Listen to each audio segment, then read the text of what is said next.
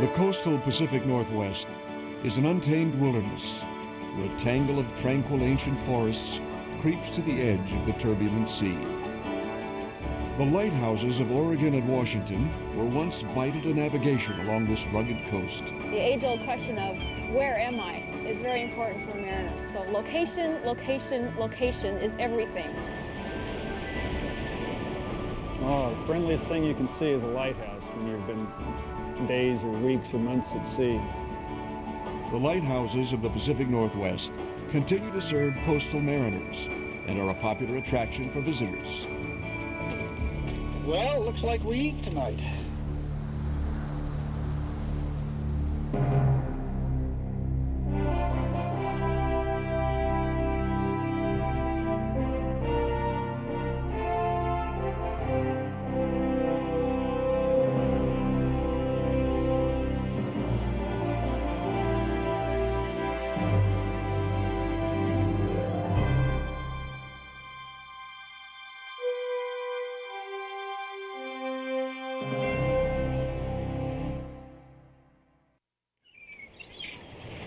The shores of Cape Flattery are a forbidding wilderness maze at the northwesternmost corner of the lower 48 United States.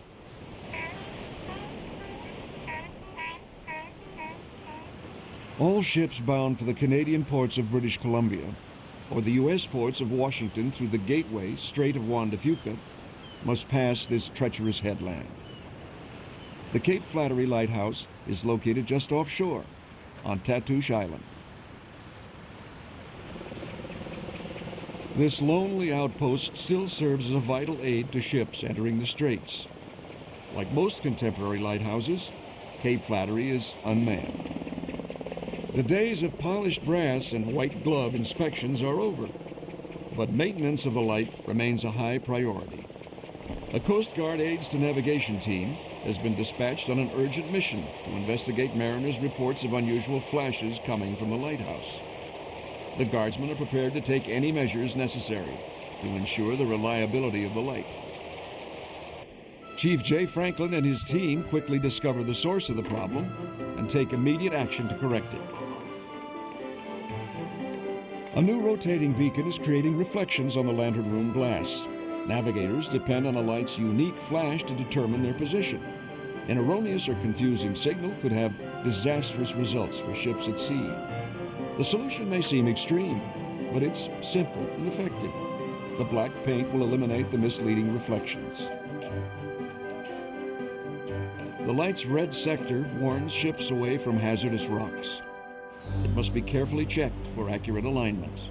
We're determining that what we're putting in the light list and on this chart is what we're also showing, what we're advertising, as we call it. If you happen to be a boat and you're bearing in on this light, you'll see the red on here. And that tells a mariner that if you stay on this course, that there is rocks in the way. People's lives depend on us being as accurate as we can, to the point where, you just double check yourself several times just to make sure that what you're doing is as accurate as it can possibly be.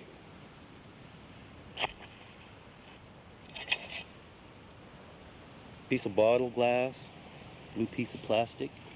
Plastic? Yeah. God, those guys were more advanced than we thought. For centuries before the lighthouse was built on Tatoosh, Native Americans used the island as a summer fishing camp. Gary Wesson and Mike Hunter are searching for artifacts of the Makah tribe, who were occupants of the island for more than 1,000 years. The Makah people were heavily involved in offshore hook and line fishing and offshore marine mammal hunting for fur seal, for whale. They fished halibut to a very great extent. And the limited archaeology that has been done here documents pretty sustained use of this area back at least 1,000 years. Much of the outer margin of the island appears to be relatively undisturbed. And that creates archaeological opportunities that we don't see on the mainland too often. This soil here is all part of the cultural deposit here. There would be fish bone in it. There may be bone tools in it. There would be probably fire-cracked rock in it. These people didn't have clay pots, but they made wooden boxes and cedar bark baskets that were watertight. They actually were able to boil water in wooden boxes, which is a pretty good trick. You heat stones in a fire, you get them real hot, and then you pick up these hot rocks with wooden tongs and you drop them in the box full of water. And you can heat the water real well, but you get this very rapid contraction cooling of the rocks, and it makes them explode, which actually must have made mealtime kind of interesting. By the 1930s, a full-time community of around 40 people was thriving on Tatoosh. In addition to the lighthouse, a weather station and a U.S. Navy radio compass facility were established on the tiny island. The little community had a post office and a schoolhouse where 17 children attended classes. In 1966, the weather station was closed. 10 years later, the lighthouse was automated and the families left. Nature began to reclaim the island. Modern technology has rendered the old lighthouse and its traditions obsolete. Solar panels supply power, photocells turn the light on and off, and a radio transmitter signals trouble. The joyful cries of the island's children are echoed only in the raucous calls of gulls. For ships bound east through the Strait of Juan de Fuca, the new Dungeness Lighthouse is an important marker. The lighthouse warns of the 8-mile-long Dungeness Spit, a low-lying obstacle that is nearly impossible to see from the water. The light's a comforting presence for local fishermen, too. Jack Collins has worked these waters for more than 20 years. He's after the crab that shares its name with the lighthouse, the delicious Dungeness. They're probably one of the finest eating seafood around. They're a lot more tasty and a lot sweeter meat than the king crab or the snow crab. Yeah, about 20 years ago I lost my brains, I guess. You have to be half crazy to be a fisherman anyway, so. But sure beats working for a living. At least you get to go for a boat ride every day. Lots of times in the fog, we'll be able to hear the fog horn and also the light. It helps us considerably too. There's lots of people like me that are running in small boats, and we really need it. If you do get into trouble, you can go ahead and beach your boat and know that somebody's going to be there, other than some empty buildings. In this case, that somebody standing watch at the lighthouse is the new Dungeness chapter of the U.S. Lighthouse Society. The volunteer group has maintained the lighthouse since the Coast Guard withdrew the last keeper in 1994. A lot of us have a passion for history. This gave us both a challenge and an opportunity to really do something to preserve the past. We took the boarding down from the windows and made it look alive again. Eric Henriksen is one of the chapter's founders. Mara Mowry is the acting president. Since being involved with the new Dungeness Light, I've discovered that there's a whole lot of people who love lighthouses, are into lighthouses every which way. Our members are delighted to pay the modest sum that we charge them to stay out here. There are some who simply want to be out here for a week of solitude. There are others who love to work on projects. There are others who just really get a kick of guiding visitors around. There is something for every kind of personality out here.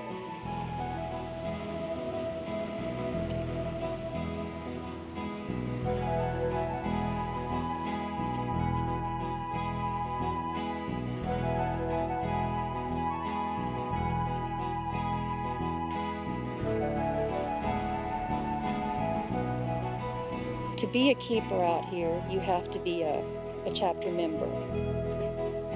We have members from Canada. We even have one membership in England. We've got them from all across the states. It's not just local folks who belong to the chapter, and that's most gratifying. There's so many people who want to kind of leave their mark here too. They want to do something, be it they can say, well, gee, I painted the fence, or I painted the steps to the lighthouse, or, you know, I did this, that, or the other. I guess it's more fun to maintain somebody else's house sometimes than your own.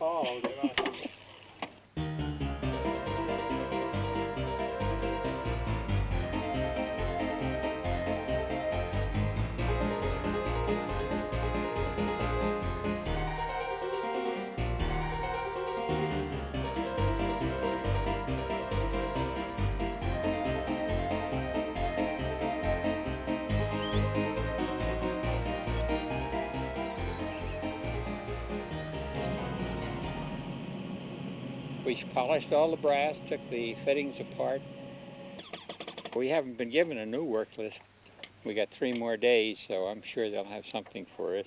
Another job done. Yep.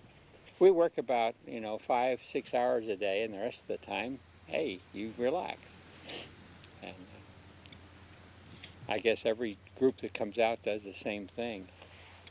And we fight to get out here. The New Dungeness Lighthouse is very much a part of the history of the peninsula.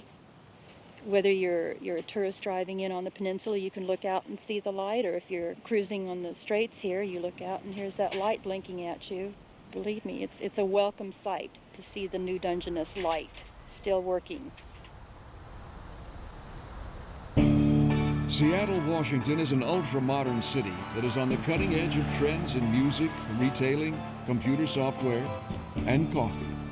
It is also an important seaport hub for the inland U.S., the Pacific Rim, and a maritime gateway to Canada and Alaska. The narrow passage of the Strait of Juan de Fuca funnels the goods of the world to Seattle's doorstep and enriches the local and national economies. Seattle is located on the shores of picturesque Puget Sound.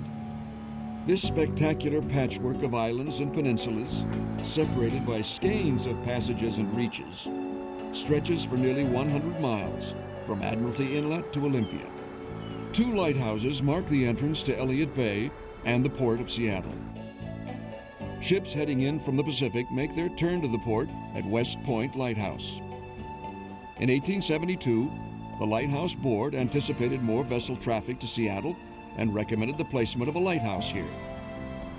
The first fog signal at West Point was a massive bell that once had its own tower. The station at West Point was automated in 1985, ending Washington's era of lightkeepers. The old keepers' quarters still house Coast Guard personnel. Alki Point Lighthouse marks the southern approach to Seattle's harbor entrance. Ships headed north from Tacoma make their turn to the starboard here. Because of its proximity to Seattle and the pleasant living quarters, Alki Point was a desirable station for keepers. In addition to their role as marine highways, the waters of Puget Sound are a playground for the shoreline cities of Seattle and Tacoma. The area offers endless recreational opportunities and several publicly accessible lighthouses. Ted and Charlene Nelson frequently sail the waters of Puget Sound. Their 3 books on lighthouses cover the West Coast from Cape Flattery, Washington, to Point Loma, California. How's my depth there, Charlene? Okay.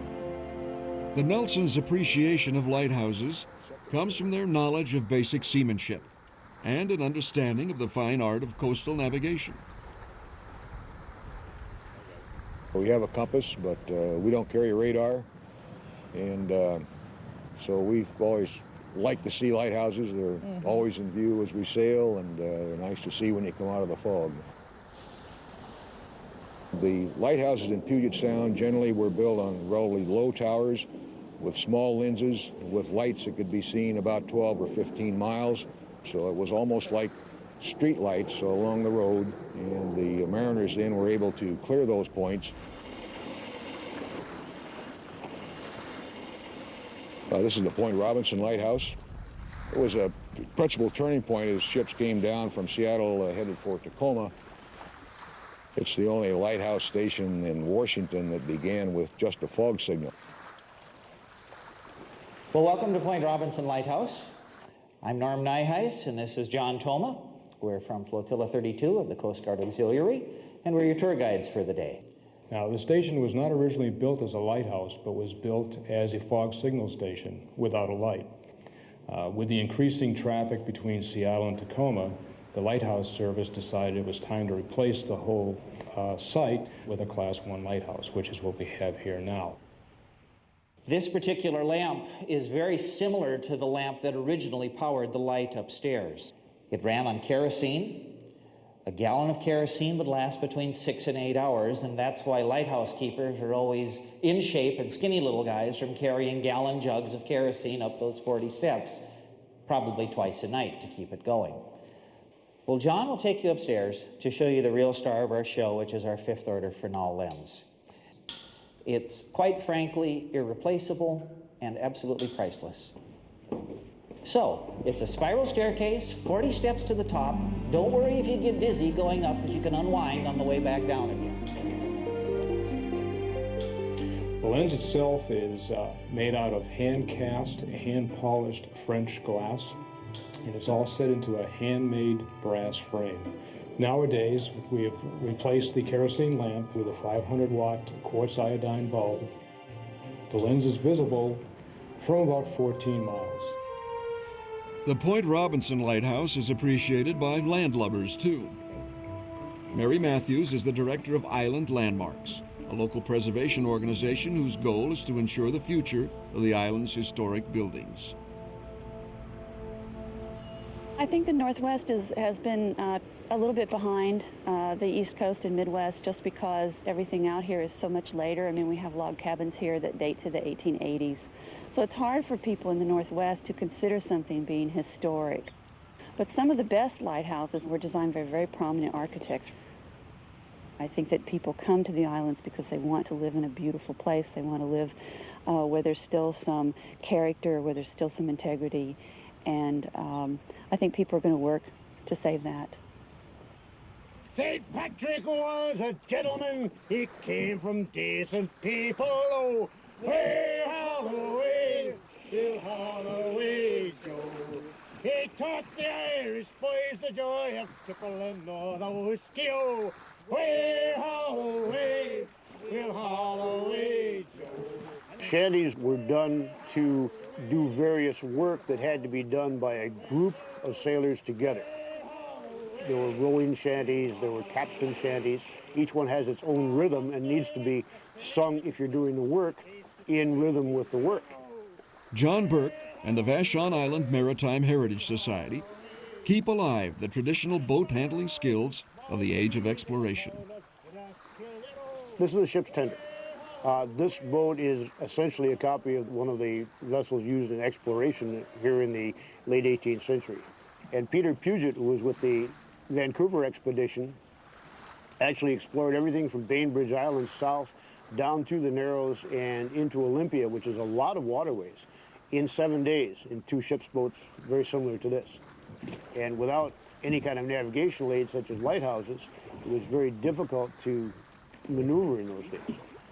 A small boat is a little bit easier because if you happen to bump into the shore, you probably haven't done a whole lot of damage to yourself.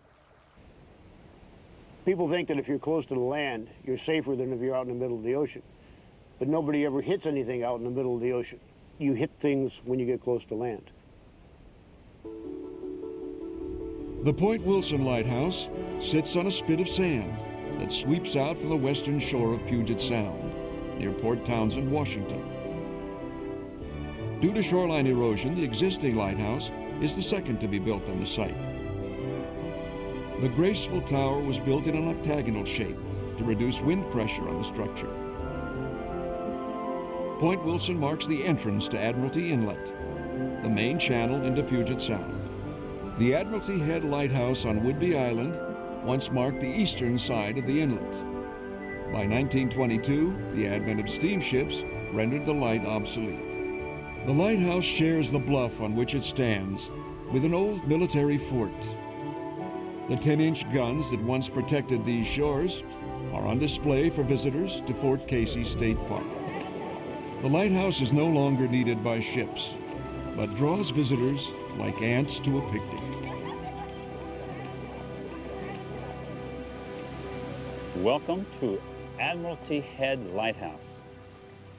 What I'm going to talk to you about today is why this lighthouse is here and how the old navigators back in the sailing days used lighthouses to find out where they were.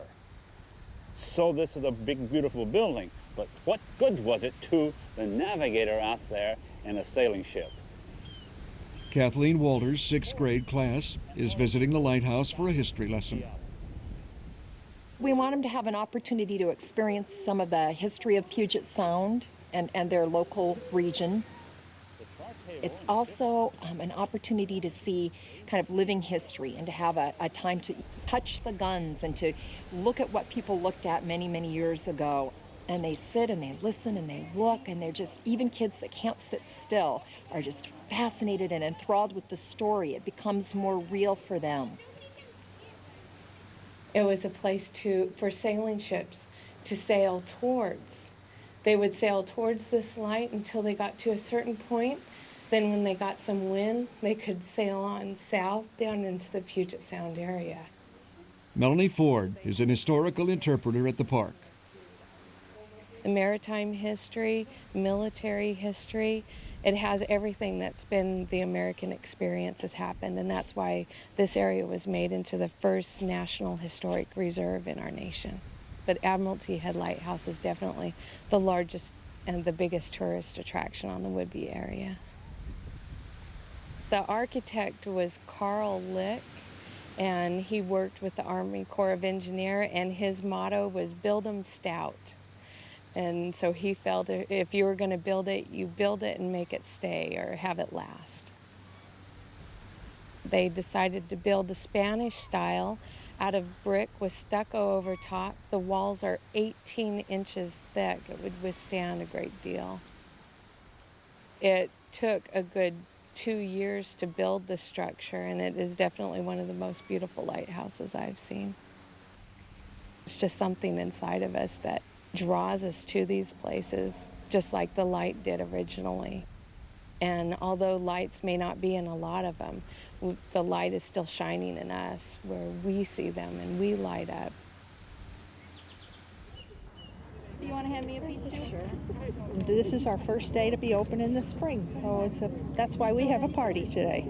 Mukilteo, Washington is on the mainland, just north of Seattle. The Mukilteo Historical Society has adopted the lighthouse here. Mim Laurie is the group's president. It is one of the few lighthouses that's in the area that you can get to. Most of them are in such remote areas, and this one is right in a place where everybody can come. We have tourists from all over the world, all over the world. It's amazing to me. The city has spent a great deal of money with the Port Commission to restore the houses.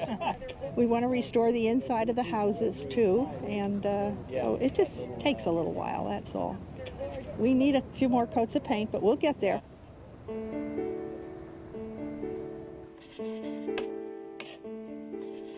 I never did landscapes or animals or people.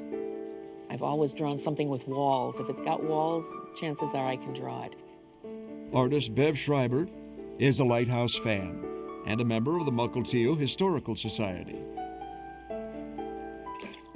What I will do is a pencil sketch of it, then pen and ink, watercolor, and then pen and ink. And within the coloring itself, it's when you start putting the shadowing that the piece just really comes alive. It's just day and night, and that is, for me, is the really fun part, is to put the shadowing in. And when I got into the lighthouses and the stories were so fascinating, I figured I couldn't just draw this picture anymore. I wanted to include some information on it. And that is one thing I really pride myself on, is that the colors that you see and the information that you read are accurate as of when I did the print. I would like to think that people who are purchasing the prints, if they have not visited the lighthouses that they've seen, will be spurred to go and do that. Part of what I've enjoyed is having people come back and say, I had no idea that these things were so neat until, I saw your work and I started to read about these. You always would like to think that you influence people to the better, and if you can get more history buffs out there, good for us.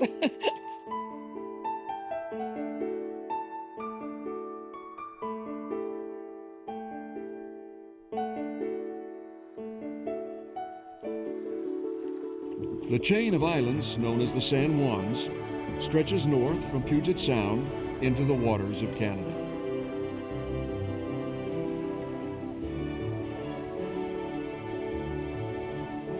The many islands and bays are a mecca for pleasure boaters and island hoppers. During the summer months, a system of ferries brings tourists by the boatload to the island paradise.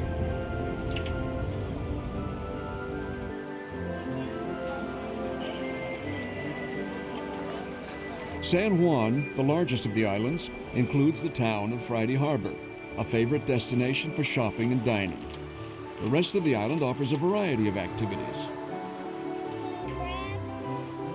You can do it! The Limekiln Lighthouse is one favorite destination. Named for the lime quarries on the island, Limekiln was the last major lighthouse established in Washington state. The light in the tower continues to guide ships along the island's western shore. The lighthouse building serves as the home of the Whale Research Center. Richard Osborne is the center's director. Well, the lighthouse is an incredible facility, being as close to the shoreline as it is. It's an ideal location.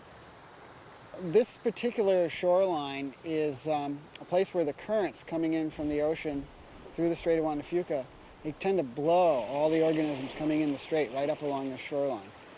And so fish, birds, marine mammals all end up getting stacked along this shoreline. And so that's what makes it such a great place to observe them. Where you see it today? The orcas are resident here. They stay within about 200 miles of this lighthouse all year round. Yeah, there it is, there, right there. This population of orcas is probably the most thoroughly studied orcas in the world, and the most urban orcas. They're the closest to people, large populations of people. From mid-May through June, the whales are here just about every day, sometimes 3 or 4 times a day.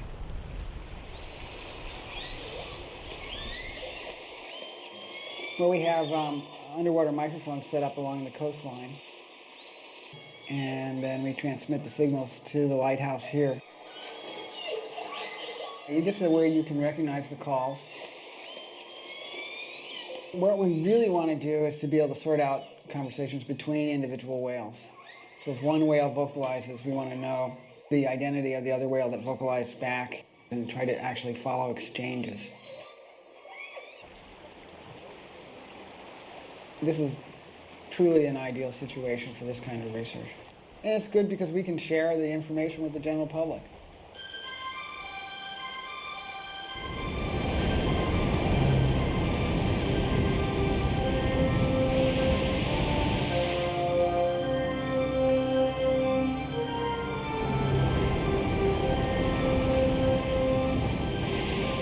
In the mid-1800s, the coast of the Pacific Northwest was a pristine wilderness of rugged, forested highlands and desolate beaches scoured by crashing surf.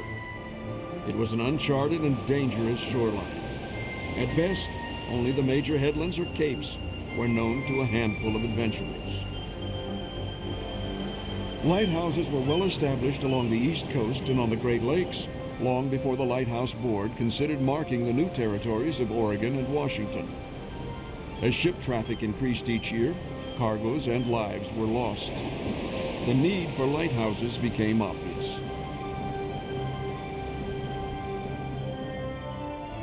When the resource potential of the Pacific Northwest became known, Congress became increasingly generous in funding aids to navigation.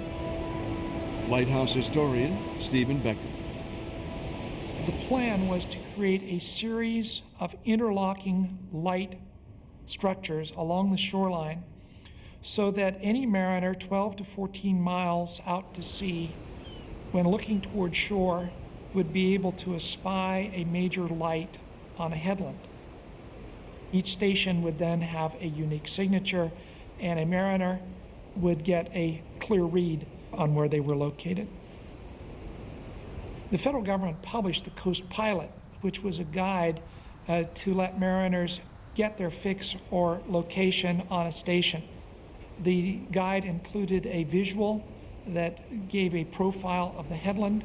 There was also a description of the sweep of the light and the seconds between the flashes.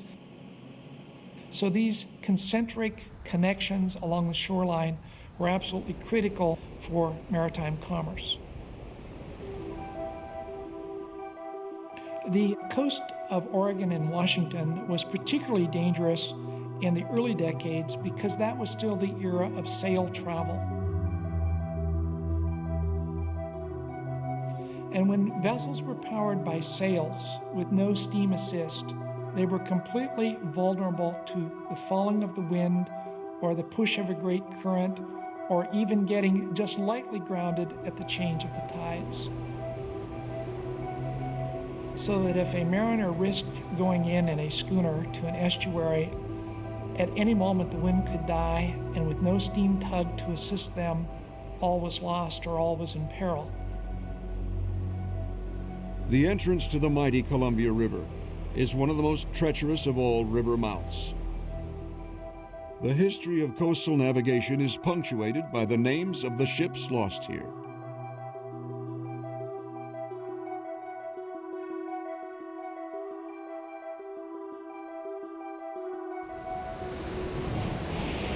The worst place to be is in the curl itself, and that generally is where boats get damaged and people get hurt. The men and women of Coast Guard Station Cape Disappointment are the official guardians of the Columbia River Bar.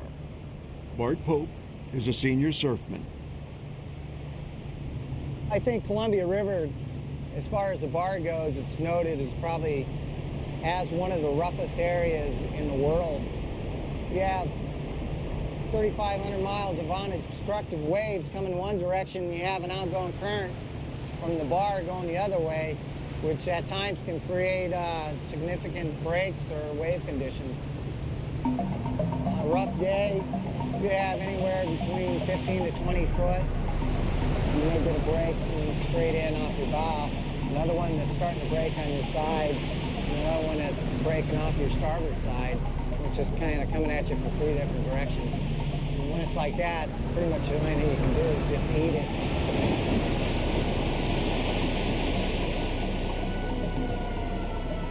I don't think anybody does it for the money, because it's not like the highest paying job in the world.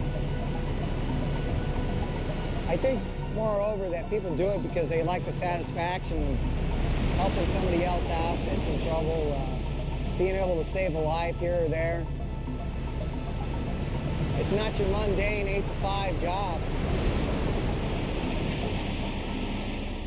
The Columbia River remains a vital commercial artery for the Pacific Northwest. Cargoes can be carried well into the interiors of Washington and Oregon on this marine highway.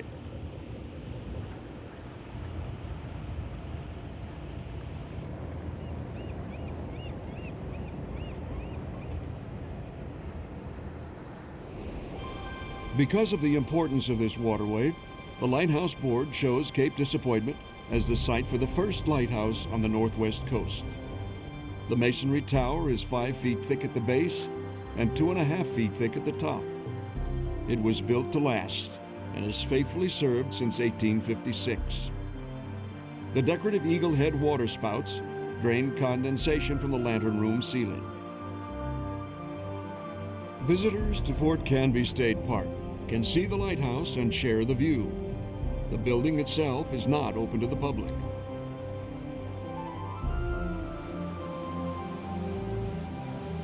We're at the extreme south end of Washington State. Cape Disappointment Lighthouse is 2 miles from here, and that makes Cape Disappointment and North Head the two closest operating lighthouses in the United States. Barb Cashel is an authority on North Head Lighthouse. She's lived here for 13 years. Cape Disappointment was built first. It was finished in 1856, and it was quickly realized that because of the shape of the coastline, that ships coming from the north cannot see the Cape Disappointment light. So in 1898, a second light, North Head, was placed to mark the entrance to the Columbia River. Starting in 1898, when North Head was finished, they both operated simultaneously, as they do continue to do so today. North Head is one of the windiest places in the United States, and the highest recorded wind here was 160 miles per hour, at which point the wind gauge broke. One thing people ask a lot is, I've been to Cape Disappointment, is it worth it to go to North Head or vice versa? And a lot of times people think, well, when you've seen one lighthouse, you've seen them all. And that's clearly not the case, because they're two very distinct, different towers. North Head Light Station is unique in the fact that it's a complete light station. It not only has the light tower, it also has the original oil houses, the original lightkeepers' residences, and the chicken shed and the barn. And that's not very common in the U.S. With automation, a lot of outbuildings were torn down. There are two keepers' dwellings. There's the head residence dwelling and the assistant keeper's duplex. That was fairly typical. If there was room, the lighthouse service would provide a separate residence for the head lightkeeper, and the assistants usually had to share accommodations. And as you went down the totem pole in order of rank, you would usually climb higher and higher in the house. So the third or fourth assistant keeper would have a few rooms in the attic. For the complete lighthouse experience, the lightkeeper's quarters at North Head can be rented for up to 10 days at a time. Barb and her husband Gary, a ranger at the park, live in the assistant keeper's duplex. We can see the beacon as it sweeps through the trees from our master bedroom window. So I go to sleep counting in my head 1 flash, and then 12 seconds later there should be another flash, and that's how I know the light's working, and then I can go to sleep.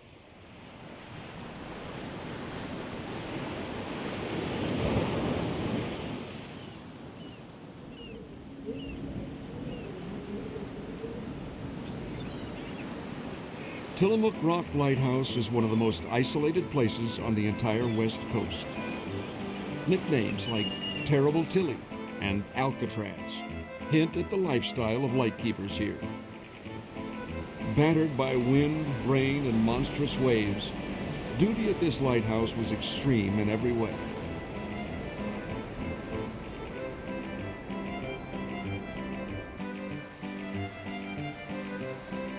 Just setting foot on Tillamook Rock was an event.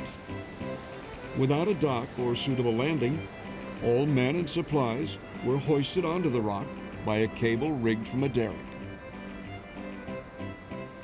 Except for infrequent visits by the supply boat, contact with the outside world was non-existent. The isolation of life on Tillamook tested each keeper stationed here. Some found it unbearable and had to be removed. Others enjoyed the seclusion of life on the rock.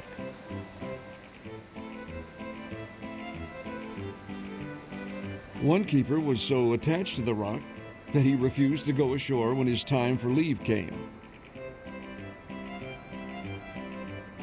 The last head keeper at Tillamook was Oswald Alec, who served here for nearly 20 years. Jim Gibbs recalls his time on the rock. When I went out there in the 1940s to become a keeper, I was a relatively young man. It was definitely an experience that was really a complete change for me, leaving the so-called populated world and going out onto a rock where the only place you could walk was around the perimeter of the lighthouse. I thought when I got out there that was the worst place in the world that anybody could be, and I used to think of every way I could think of to escape from the rock. But the longer I stayed there, communed with God and nature, the better I got to like it. And I was very sorry when they removed me from the rock because it was a vital experience in my life, something I came to really enjoy. Jim's years on Tillamook Rock made a lasting impression. He has since authored 19 books on lighthouses and maritime history. His home on the Oregon coast is a monument to his love of the sea. Ever since I was a kid, I always had interest in maritime commerce. As far as the lighthouse is concerned, I always said when I was out at Tillamook that someday I'd like to have my own lighthouse on the Oregon coast. I guess it kind of gets in your blood after you've been a lighthouse keeper before the days of automation. You got to like that kind of life, and you'd like to continue it in your private life. Our lighthouse is located on the north slope of Cape Perpetua, and Cape Perpetua has the steepest rise of any cape along the Oregon coast directly from the beach. So we thought that this would be a very logical place to have a lighthouse. I don't say that ships couldn't operate without it. It's a fun thing, and I find that the commercial fishermen especially are very grateful to have the light shining at night. They still like the idea of having a lighthouse along the shore. Hasita Head on Oregon's central coast was named for a Portuguese explorer who sailed under the flag of Spain. The beautifully situated Hasita Head Lighthouse exudes an aura of mystery and romance that has rolled down through the centuries like the drifting fog that frequently embraces the old tower. Hasita House, the Queen Anne-style assistant keeper's quarters, is on the National Register of Historic Places. It has been fully restored by loving local lighthouse enthusiasts. The Coos County Historical Museum and private citizens have donated turn-of-the-century furniture, and the house is operated as a highly popular bed and breakfast inn, known for its 7-course breakfast. The charming resort town of Newport is situated on Oregon's Yaquina Bay. Welcome. Welcome to the Yaquina Bay Lighthouse, the oldest building in Newport. I'd like to invite you in. We'll go into the parlor. Marie Schinberg is the tour coordinator at the Yaquina Bay Lighthouse. When the lighthouse opened in 1871, the lighthouse keeper and his family moved here from Alaska. We do know that they moved here with 8 children, and a 9th was born after they moved into this lighthouse. This, I think, is one of the most interesting rooms in the whole house. I just can't imagine cooking for a large family on a stove like this. And this is a very unusual item that they might have had in their kitchen. And a lot of people guess that it's either a cradle for a tall, skinny baby, or it could be a trough for feeding the family goats. But it really is a cottage cheese maker. We suppose that probably that could have been a great kid's job because you could sit and you could churn with one hand and you could rock the milk with the other. The lighthouse was built in 1871, but its light shone for only 3 years. A harbor light, it was built to mark the entrance to the safe anchorage at the mouth of the Yaquina River. The hazardous shoreline required something a little more powerful. The Seacoast Light at Yaquina Head was established just 3 miles to the north. This tallest lighthouse on the Oregon coast cast its beam 19 miles from the lantern room atop a 93-foot masonry tower.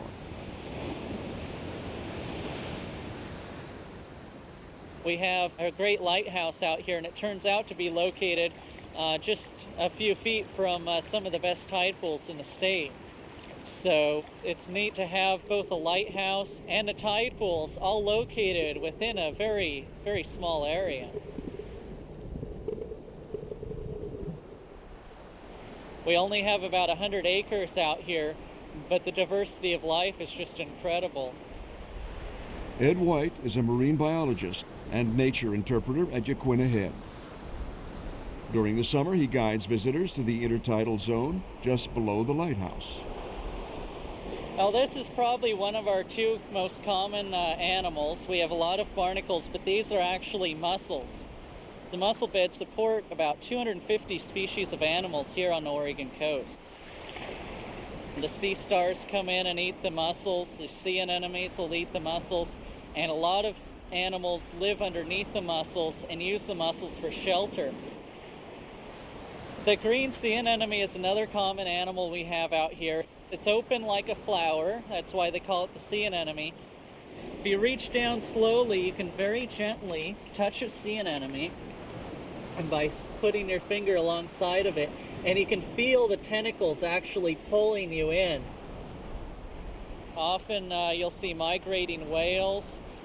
We have orcas that come in here and feed from time to time, seals, and marine mammals. We get over 20,000 nesting seabirds every year. Some of them even nest on the mainland here, which is really great for easy viewing.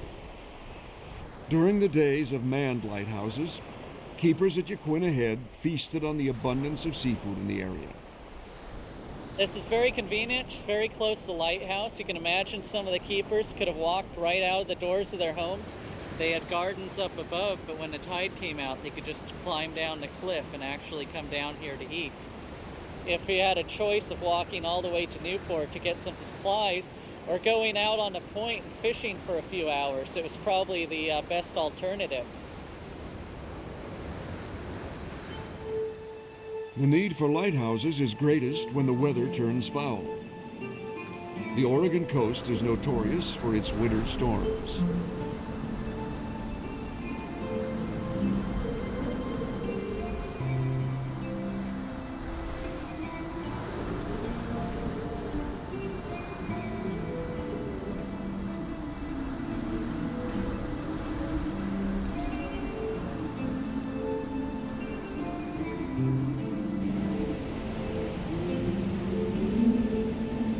As it has for over a century, the Umpqua River Lighthouse casts an alternating red and white light out to sea, guiding mariners along Oregon's southern coast.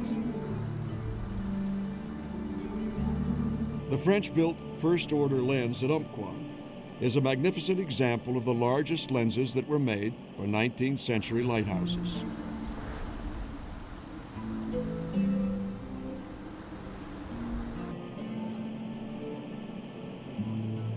Countless revolutions of the massive glass took a toll on the drive mechanism. In 1983, the lens's chariot wheels failed. Rather than make repairs, the Coast Guard planned to replace the classic lens with a modern plastic beacon. Public outcry was heard loud and clear, and the original machinery was restored.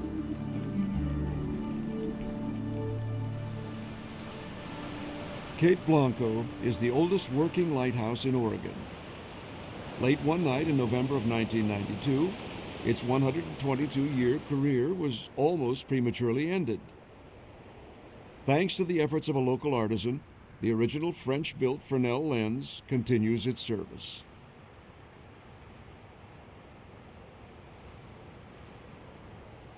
I can't help but be romantically attached to glass. I've been working with glass for 40 years now, and I still love every minute that I've done it, and I love every piece of glass I've ever worked on. Larry Harden is expert at fabricating precision glass optical instruments. This optics whiz has crafted countless lenses for the U.S. space program. For its time period, it was truly state-of-the-art. It was manufactured in a way that today a lot of us still don't understand quite how they actually made it.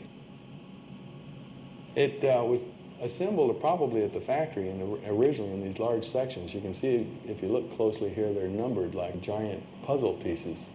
And I kind of marveled at how all these pieces and components actually got here to be assembled that way, because they had to be brought by ship and then ported up here by either mule or donkey or manpower somehow to be assembled. They had an oil lamp inside this, and to take advantage of it so that a very weak source could become a very directed beam out onto the horizon was an entirely new science at the time. and a really significant breakthrough. After more than a century of service, the carefully crafted lens was nearly destroyed in one thoughtless moment. Vandals broke into the lighthouse and shattered parts of the irreplaceable lens. No one could repair it. That is, until Larry Hardin stepped forward. Well, we replaced 7 pieces. There was the bullseye lens itself and one of the outer rings, and we replaced 5 of the other lower elements on the lens assembly down here. We had to completely remove one of these entire lower assemblies and take it to the shop so that we could carefully measure and remanufacture and fit the new elements back inside. At his shop in Bandon, Oregon, Hardin and his associates recreated the lens parts. We spent about 6 months looking for glass types, and I found that the latest Corning production of Pyrex was very, very close to the same color and appearance as the original soda lime glass that was in the lighthouse. So all these components that you see here are made of Pyrex, the same material that's used in pots and pans. There wasn't really a lot of new science to be learned, but what was new that we learned was that we didn't know how to make these. And the thing that amazed me was how accurate and detailed all of the little facets and shapes were. The actual lenses in the lighthouse itself had very crisp corners. The intersection of the prism tops and roofs were very sharp. What amazed me is how back then they could grind them that close. It was just like, wow, how did they do that? They didn't have this kind of machinery. Even now, I hate to admit that we just barely were able to duplicate the craftsmanship that was done over 100 years ago. It was really kind of warming and rewarding to see that it was still working and working well, and to see that it might go on for another 100 years. The Coquille River Lighthouse marks the river entrance and the town of Bandon, Oregon. For many years, the lighthouse was a centerpiece of this port community.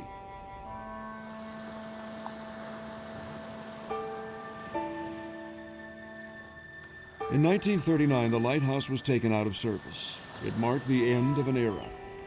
The light was removed from the tower, and the keepers were relieved of their duties.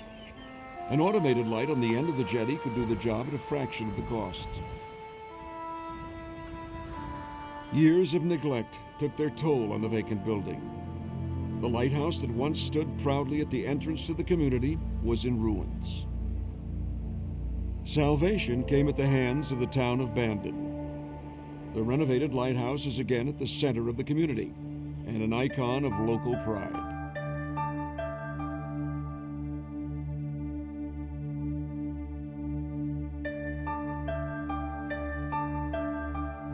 Lighthouses have become very, very popular over the last 4 or 5 years. Something that's coming back in. It's just part of our past that you'd like to bring forward again. The light in the tower at Bandon is no longer needed, but the lighthouse itself continues to shine.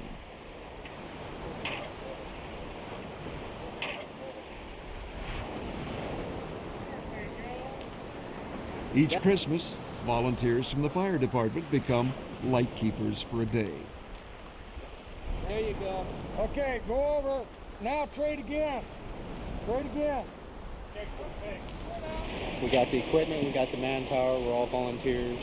You know, somebody's got to do it. It kind of starts the Christmas spirit in it, because after a while, you get tired of going shopping and you look at the bills and you go, bah humbug. Well, this kind of helps you overcome some of the old bah humbug. The lighthouses of the Pacific Northwest help tame the unforgiving coasts of Oregon and Washington. Under the care of a new generation of lightkeepers, they expand their role and are cherished reminders of our nation's seafaring past.